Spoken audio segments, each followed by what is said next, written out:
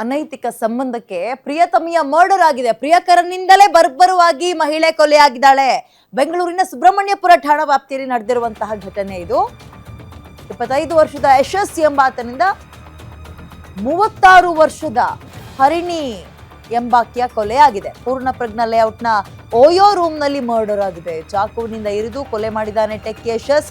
ಈಗಾಗಲೇ ಮತ್ತೊಬ್ಬನ ಜೊತೆಗೆ ಹರಿಣಿಯ ಮದುವೆ ಆಗಿತ್ತು. ಆದ್ರೂ ಕೂಡ ಯಶಸ್ ಎಂಬಾತನ ಜೊತೆಗೆ ಆಕೆ ಅಕ್ರಮ ಸಂಬಂಧವನ್ನ ಇಟ್ಕೊಂಡಿದ್ಲು. ಬೇರೆ ಕಾರಣಕ್ಕೆ ಹರಿಣಿಯನ್ನ ಕೊಲೆ ಮಾಡಿರುವ ಲವರ್ ಯಶಸ್. ಓಕೆ,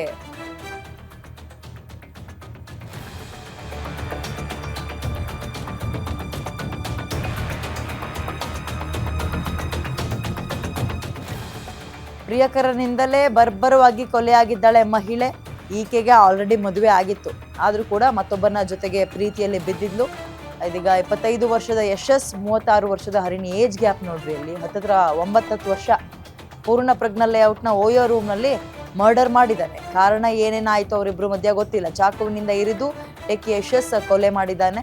ಈಗಾಗಲೇ ಮತ್ತೊಬ್ಬನ ಜೊತೆಗೆ ಹರಿಣಿಯ ಮದುವೆ ಕೂಡ ಆಗಿತ್ತು. 36 ವರ್ಷ ಈಕೆಗೆ. ಅನೈತಿಕ ಸಂಬಂಧಕ್ಕೆ ಪ್ರಿಯತಮೆಯ ಮರ್ಡರ್ ಆಗಿದೆ ಅನ್ನುವ ಅಪ್ಡೇಟ್ ಸದ್ಯಕ್ಕೆ ಸಿಗ್ತಾ ಇದೆ. ಪ್ರಿಯಕರನಿಂದಲೇ ಬರ್ಬರವಾಗಿ ಮಹಿಳೆ ಹರಿಣಿ ಕೊಲೆಯಾಗಿ ಹೋಗಿದ್ದಾಳೆ.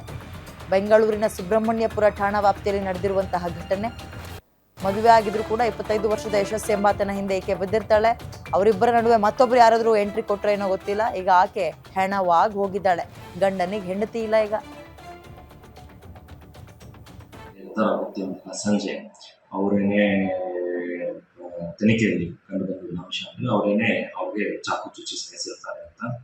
ಏನಕ್ಕೆ ಅಂದ್ರೆ ಈ ಮೃತರು ಆರೋಪಿಗೆ ಸ್ನೇಹನ ಬಿಡಿಸ್ಕೊಳ್ಳೋಕ್ಕೆ ಮತ್ತೆ ಒಂದು ಡಿಸ್ಟೆನ್ಸ್ನ ಬೆಳೆಸೋದಕ್ಕೆ ಟ್ರೈ ಮಾಡ್ತಾರೆ.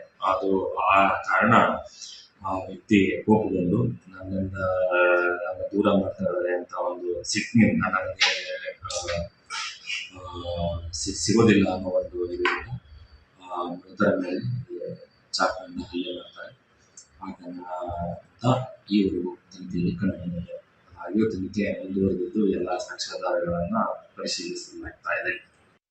ಯಾರ ಜೊತೆ ಇರ್ತಾರೋ ಅವತ್ತಿನ ಸಂಜೆ ಅವರೇನೇ ತನಿಖೆಯಲ್ಲಿ ಕಂಡು ಬಂದಿದ್ದ ಅಂಶ ಅಂದ್ರೆ ಅವರೇನೆ ಅವ್ರಿಗೆ ಚಾಕು ಚುಚ್ಚಿ ಸಾಯಿಸಿರ್ತಾರೆ ಅಂತ. ಏನಕ್ಕೆ ಅಂದ್ರೆ ಈ ಮೃತರು ಆರೋಪಿಗೆ